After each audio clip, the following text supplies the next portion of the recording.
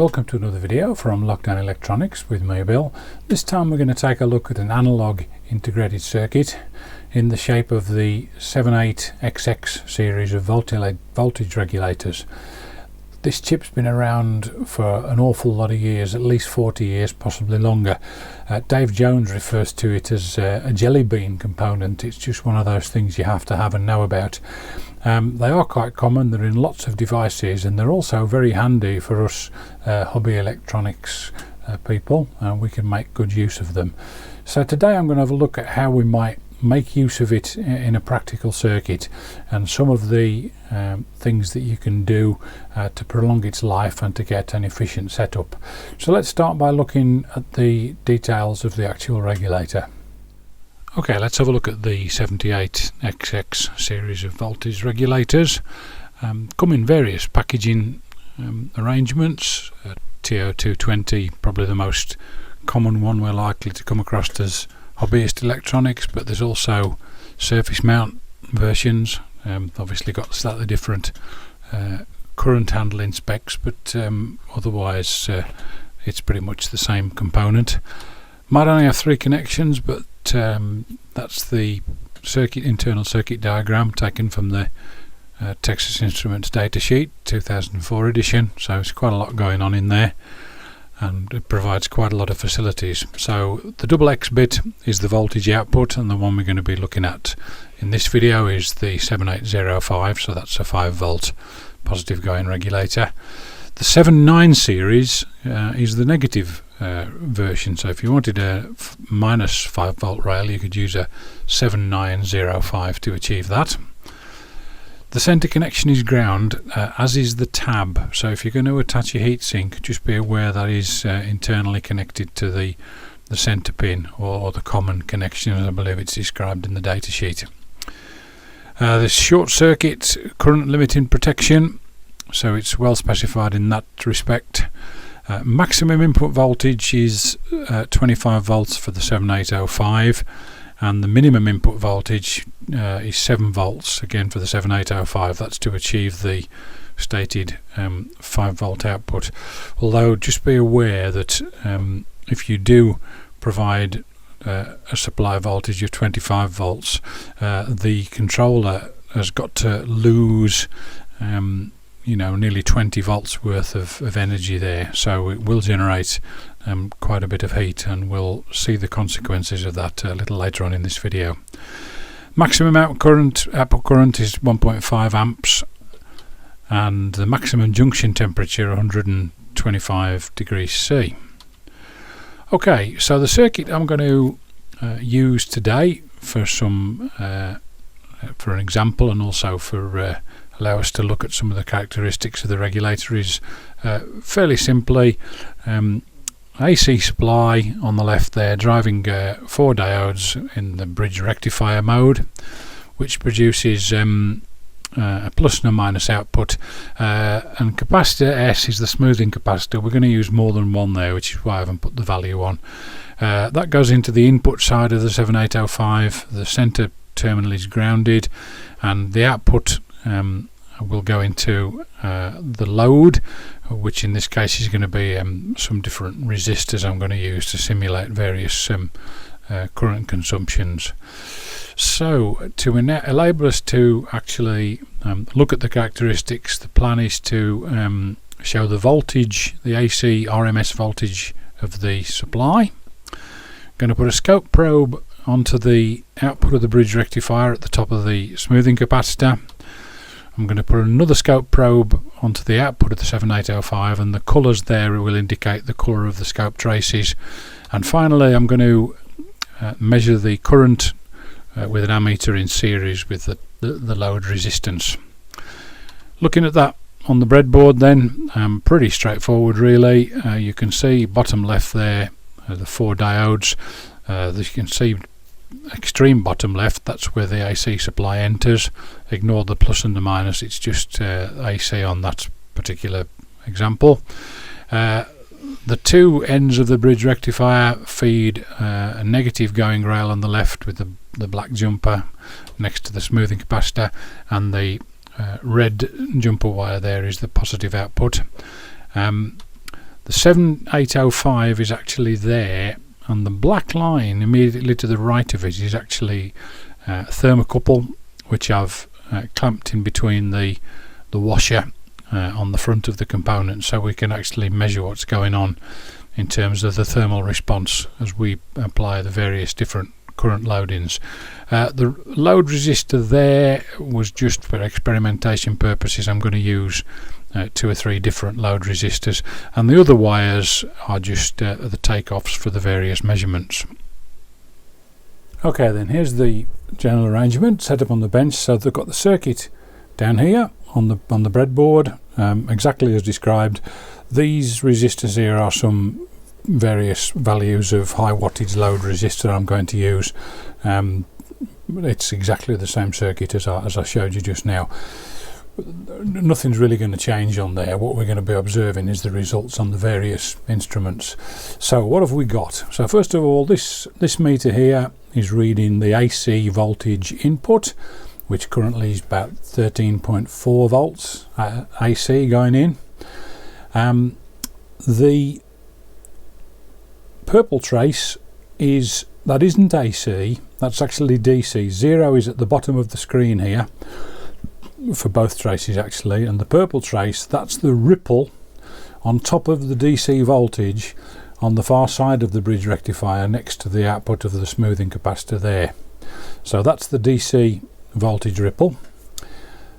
The yellow trace is the voltage output from the regulator, and you can see that's the smoothed 5 volts. It's getting rid of that ripple very well.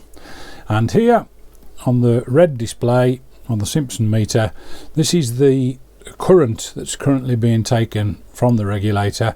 Now I've only got certain values of load resistor, so this is my attempt at 100 milliamps. It's about 95 milliamps.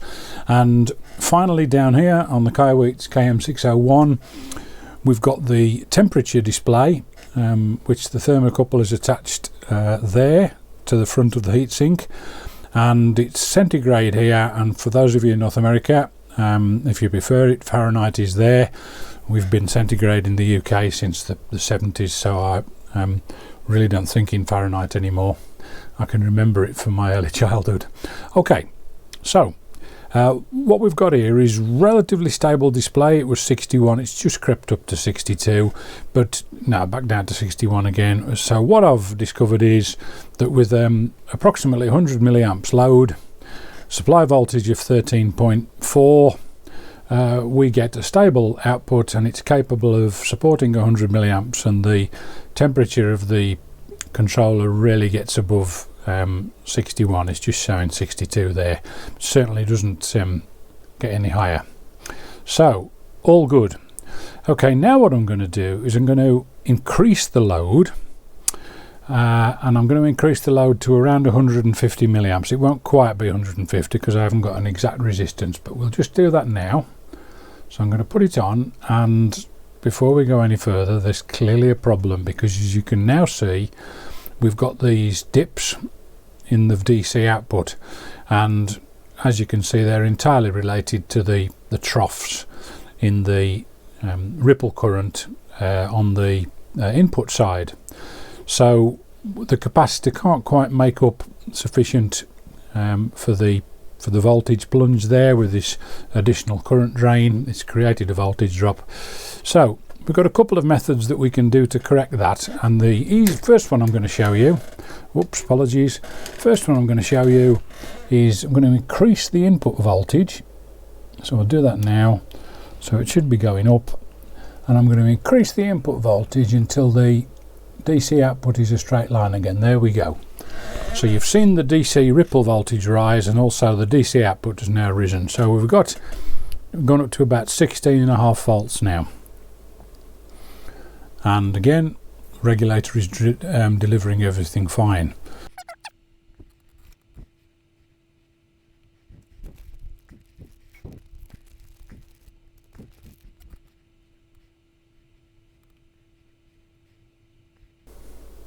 Okay, by the miracle of filmmaking, I've just fast forwarded a little bit there, and we're now 2 or 3 minutes into the future, and as you can see, still 16.5 volts AC going in, still about 150 milliamps, still got stable output, but the temperature now is up to 86 and still climbing, 87, so it's getting quite warm. Remember from the slides, I think the maximum junction temperature was 125. Now I'm not measuring the junction temperature, I'm measuring on the outside edge of the tab opposite a heat sink, so I wouldn't expect that to be anywhere near the junction temperature, but certainly it's getting very hot. So as we approach 89, just cast your eyes on the scope trace, and as we get hotter and hotter we might see some changes start to take place.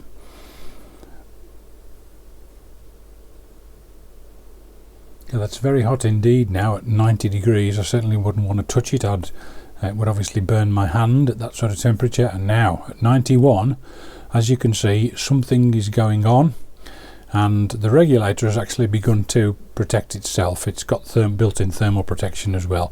The current output is dropping, and the regulator is preventing itself from committing hara-kiri. So I'm going to put it out of its misery there, and I'll just blow a little bit of air over the heatsink, and you can see the temperature is dropping rapidly there, and I'll put it back onto the 50 milliamp load, and it's quite happily providing 50 milliamp output again. Let's go back to 150 milliamps, and at 84 degrees, that's just the meter wanting me to acknowledge that I don't want it to turn off.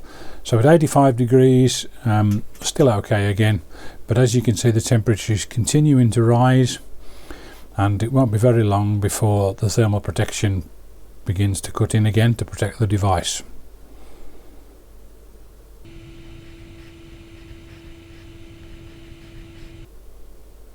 Yep, 90 degrees. It was when it got to 91 before that it began to fall over. So I would say the changes are imminent. If anything, it's doing slightly better than it was before. So well done, little chip. 91 degrees is pretty hot, and it's obviously the junction temperature will be warmer still because there's a heat sink dissipating some of that heat. Yeah, there's signs of distress now at 91 degrees. Yeah, there we go. So it's begun to protect itself. Current starting to drop. I'll put it out of its misery. First thing to note there is then that it was doing okay, but the temperature rose and rose and rose, and as I mentioned before, although you can theoretically have an input voltage up to 25 volts, and we're actually nowhere near that, what's actually happening here is principle of conservation of energy is taking place, and we are converting electrical energy into heat energy, and that heat energy has obviously got to be dissipated, so you'd need some kind of forced cooling if you were going to take control there. So let's go back to the 50 milliamp, and so there we are at 50 milliamps, and one of the things I'm going to try and show you now is I can reduce the input voltage down to about 13.5 volts as we did before, and we're still providing just under 100 milliamps, and the regulator is coping admirably.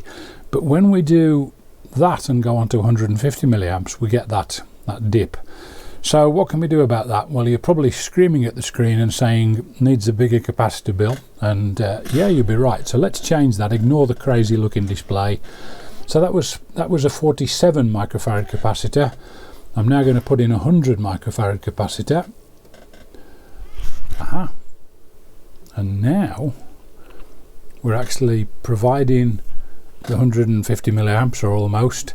We're doing it at well, okay, the voltage is being brought down slightly because we're demanding more current, but we've certainly not had to drive any more voltage into the regulators for the chip to displace as heat. So now with that 100 microfarad capacitor, we're actually managing to provide that stable 5 volts. So we'll just see how long it takes for that temperature to stabilize, if it will stabilize.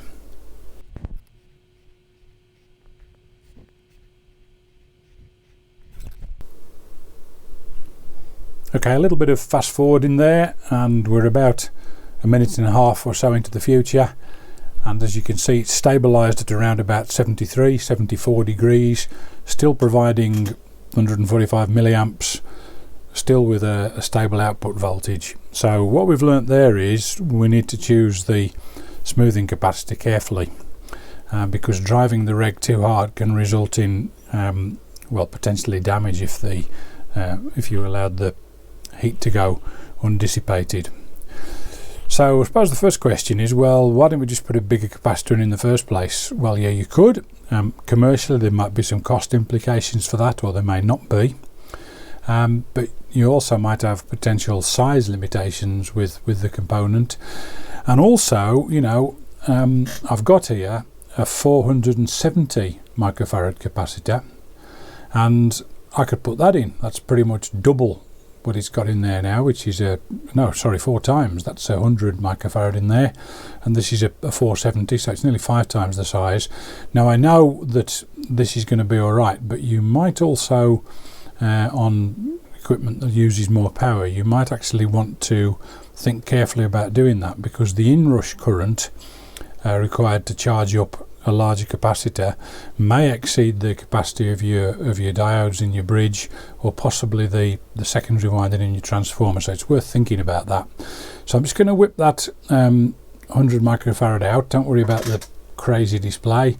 I'm going to pop this 470 microfarad in, which is a beast of a capacitor, and straight away you can see we've got stable output again and a far lower ripple current. This capacitor's able to maintain the charge a lot easier, and we were at 74. As you can see, we're now down to 70, so it's already starting to run a little bit cooler. So one thing we could now do is we could now reduce the input voltage down to, say, there, and we're still maintaining 145 milliamps. We've got the temperature of the component is now dropping, and that's altogether far more efficient. So capacitor choice is important. Okay, and a little postscript to all that. I've still got the 470 microfarad capacitor here, but what I've now done is I've now put all 3 of my load resistors in parallel. So I've now got a current of 224 milliamps, far higher than anything I used previously. I've had to turn up the supply voltage to about 10.1 volts just to get the ripple above the so we've removed any noise from the output signal. But as you can see, we're now providing stable 5 volts at nearly a quarter of an amp, and the temperature around about 63 degrees, so that's just a couple of degrees warmer than the very first 100 milliamp supply with a smaller capacitor.